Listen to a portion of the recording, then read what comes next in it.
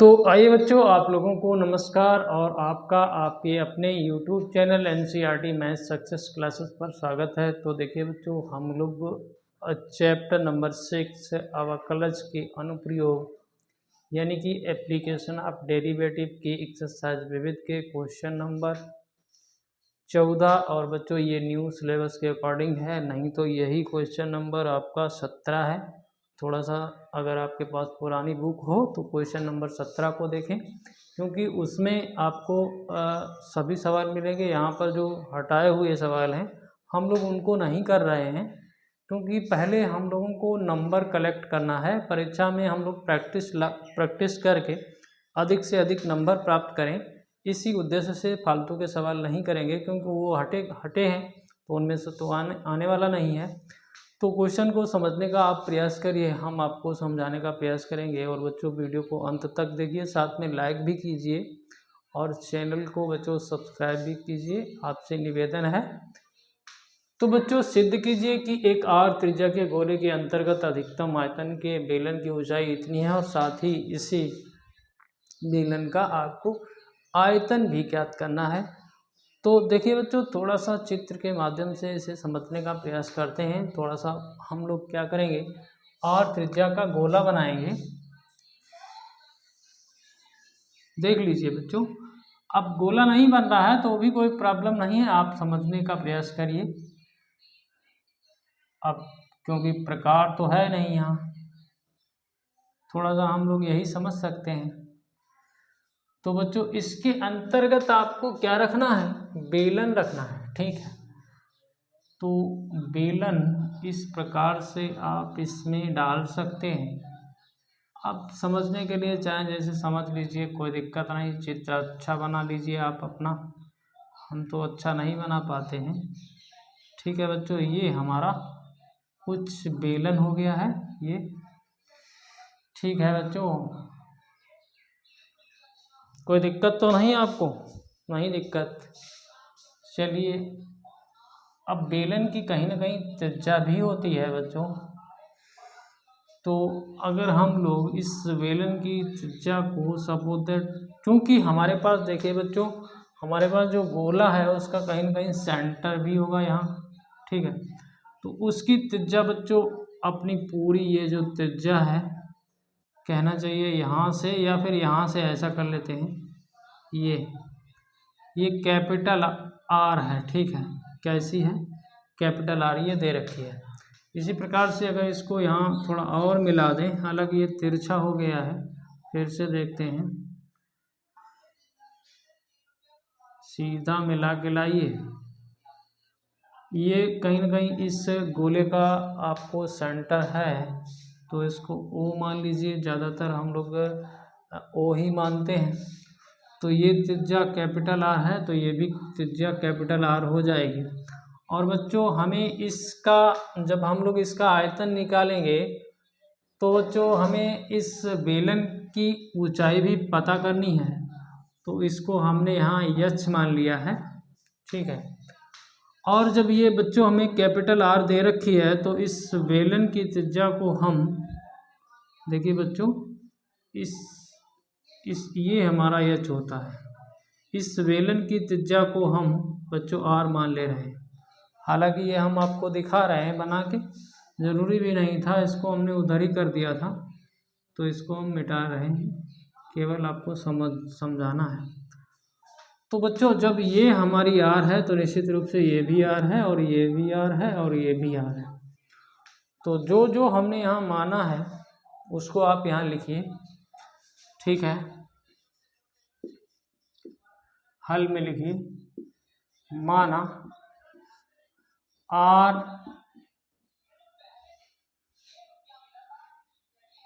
माना गोले की त्रिज्या कैपिटल आर है और बेलन की त्रिज्या स्मॉल आर व ऊंचाई एच है, ठीक है। अब हमें बच्चों इस बेलन के आयतन को उच्चतम करना है, अधिकतम आयतन करना है, तो क्या करें, कोई समस्या तो नहीं।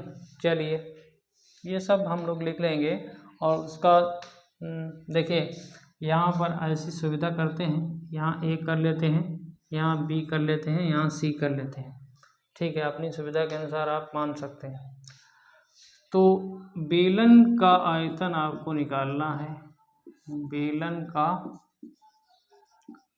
आयतन B बराबर 1/3 पाई r स्क्वायर h होगा। तो अब क्या करोगे, देखिए यहाँ पर r के सापेक्ष भी अवकलन कर सकते हो h का, और दोनों हैं इकट्ठे हैं इसलिए अवकलन नहीं कर सकते। तो कहीं ना कहीं या तो इसमें टोटल इस समीकरण में r हो जाए या फिर h हो जाए, ये समस्या है। तो इसमें बच्चों हम लोग इस झंझट से निपटने के लिए ये जो समकोण त्रिभुज आया है ये, इसमें थोड़ा काम करेंगे, ठीक है। इससे हम लोग यहाँ से यश प्राप्त कर लेंगे, यश प्राप्त हो जाए, आर प्राप्त हो, जो कुछ प्राप्त हो जाए उससे। तो बच्चों इस समकोण त्रिभुज ए बी सी में हम लोग पाइथागोरस अप्लाई करेंगे, पाइथागोरस प्रमेय से, ठीक है। तो देखिए बच्चों ये ए सी वर्ग हो जाएगा, ए सी वर्ग बराबर क्या हो जाएगा, ए बी वर्ग हो जाएगा और बी सी वर्ग हो जाएगा, समझ रहे हैं ना, ठीक है। तो ए सी कितना है, 2r का वर्ग हो जाएगा, ए बी कितना है पता नहीं, ए बी पता नहीं है, इसको ऐसे रहने दीजिए, और ये भी 2r है बट ये स्मॉल 2r है, इसका वर्ग कर दीजिए।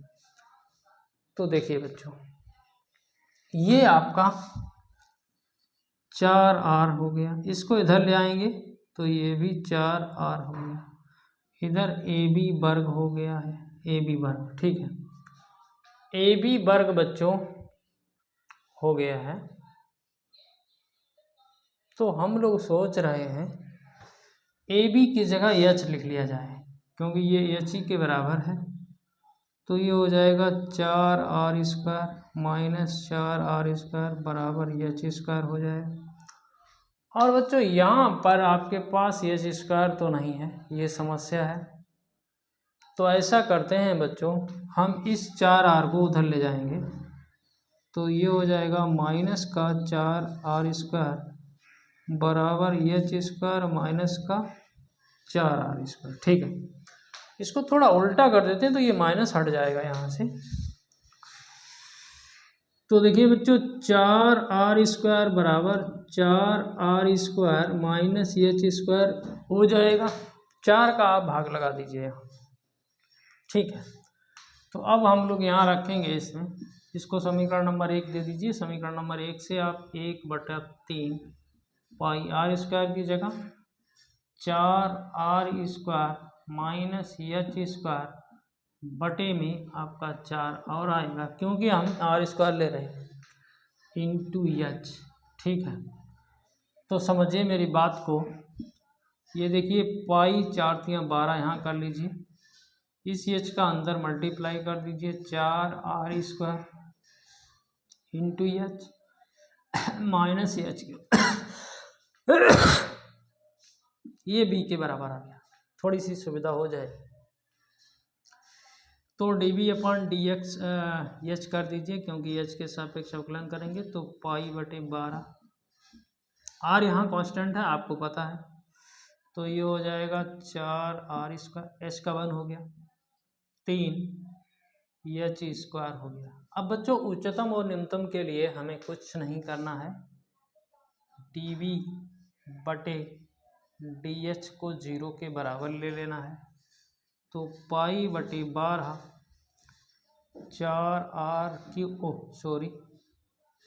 r square minus 3h square बराबर 0 हो जाएगा, ठीक है बच्चों। थोड़ा सा समझेंगे, पाई/12 को छोड़िए तो आपको 4r square minus 3h square बराबर 0 हो जाएगा, ठीक है, समझ रहे हैं ना। समझ रहे हैं। इसे थोड़ा हल करें तो बच्चों ये हो गया 4r² माइनस 3h² बराबर 0। थोड़ा उधर ले जाएं तो ये हो गया 4r² बराबर 3h²। ठीक है। अब बच्चों चूंकि हमें बेलन की ऊंचाई ही ज्ञात करनी है तो क्या करें, h के बराबर हल कर लें तो 3h² बराबर 4r² तो है ही। चलिए h² बराबर 4r² बटे 3 हो जाएगा। h का वर्गमूल लेंगे तो h बराबर 4 का 2 हो जाएगा, इसका r हो जाएगा, यहाँ √3 हो जाएगा। यही तो हमें लाना था। लेकिन बच्चों इसको हमें दोबारा से अवकलन करके, मतलब दोबारा से d²v/dh² करके आपको माइनस दिखाना है तो ये यहीं कर देते हैं। तो देख लेते हैं d²v/dh² π/12। यहाँ देखो ये कांस्टेंट है इसलिए 0 हो गया, यहाँ पर 6h हो गया। आप देख रहे हैं निगेटिव हो गया, इसको आगे ले जाने की ज़रूरत नहीं। इसका मतलब b हमारा उच्चतम है। ठीक है। अब बच्चों एक बात और कही थी इसने कि अधिकतम आयतन भी ज्ञात कीजिए। तो आयतन आप कैसे निकालेंगे, ये समस्या है। तो क्या करें, क्या करें, किसको कहाँ ले जाएं? आयतन भी तो निकालना है। ऐसा कर लेते हैं, देखिए बच्चों यहाँ पर आते हैं, h² की जगह इसको डाल लेते हैं, इसको। ठीक है। तो हम लोग अगर आपको ना दिखे तो हम उधर मिटा के आपको समझाने का प्रयास तो कर ही लेंगे।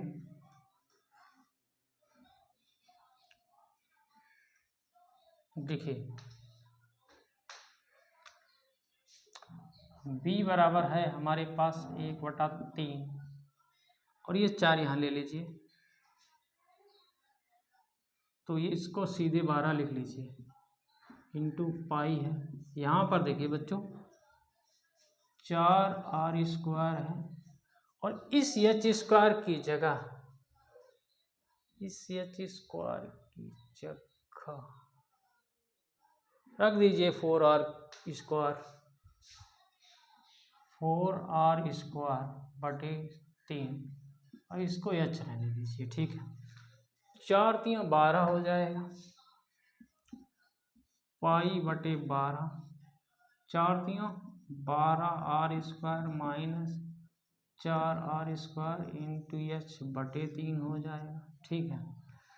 तो बच्चों हम देख रहे हैं कि π/12 तो हो गया है, यहाँ ये 8r² हो गया है। ठीक है, समझ रहे ना, बटे 3 हो गया है इंटू h हो गया है। तो बच्चों देखिए 4 दूनी 8, 4 3 12। ठीक है। अब क्या करें, 4 दूनी 8, तो ये हो गया है πr² बटे 9 इंटू 2 और है। ठीक है। अब क्या करें, इसको रख देते हैं h की जगह, h को भी हटाइए। तो हम लोगों ने 2πr² h की जगह रख देते हैं 2r बटे √3 और बच्चों नीचे कितना है 9 है ना। ठीक है, 9 है, 9 रख दिया। कोई फायदा हुआ? ये हो गया है 2 दूनी 4 πr³ बटे 9 √3। कहीं ना कहीं कोई मिस्टेक है बच्चों, 9 √3 नहीं आना चाहिए। देख लेते हैं।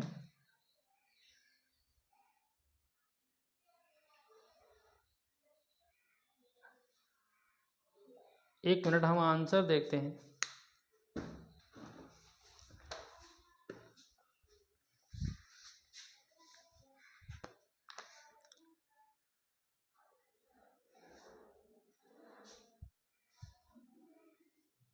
फोर पाई आर क्यू बटे 3√3 आना चाहिए था, जो कि हम लोगों से कहीं ना कहीं बच्चों मिस्टेक तो हुई है।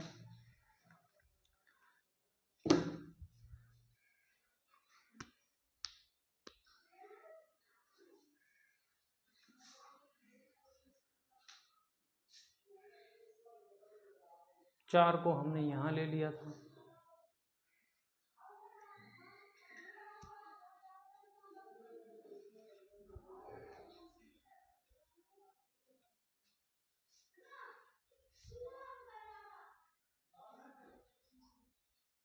ढूंढे नहीं मिल रही है। ओ बच्चों देखिए, हम लोगों ने पहले ही गलती कर दी थी शुरुआत में ही। भाई बेलन का आयतन आयतन पाई आर स्क्वायर एच होता है, हमने शंकु लिख दिया था। तो बच्चों देखिए, शुरू से ही गलत हो गया था सवाल। तो 3 हटाइए यहाँ से, ये 3 हटाइए, और यहाँ पर आपके पास 4 रह जाएगा। सही है, हर जगह गलती हो गई। ये आपका 4 रह जाएगा। ठीक है, ये आपका 4 रह जाएगा। ठीक है, और तो यहाँ तो सब सही है। यहाँ पर 3 4 4, ठीक है, ये सही है। ये हट गया, ये 4 आ गया। अब 4 3 12 करा था यहाँ, तो ये आपका 4 रह गया। ठीक है, ये आपका 4 रह गया। ये भी आपका, हमने इसी में सब गड़बड़ कर दिया, 4 रह गया। ये 8 था, अब इससे इसको काट दो, ये 2 हो गया। ठीक है, यहाँ पर आपका 3 रह गया है। ठीक है, ये आपका 3 रह गया है, ये आपका 3 रह गया। ठीक है बच्चों, ये अपना आंसर है। देखो हम लोगों ने लास्ट में पकड़ा, तो कोई बात नहीं, ऐसे मिस्टेकें तो होती रहती हैं। तो आपको थोड़ा सा ध्यान भी रखना है कि हमने यहाँ पर तो भैया यार शंकु का आयतन लगा दिया था, हमें तो बेलन का आयतन लगाना चाहिए था। तो देखो ऐसे मिस्टेक होती है। तो ऐसी आपसे मिस्टेक ना होने पाए, आपको परीक्षा देनी है, हमें परीक्षा नहीं देनी है। हम तो चलिए 1 मिनट के लिए यहाँ पर विचार भी कर लिए।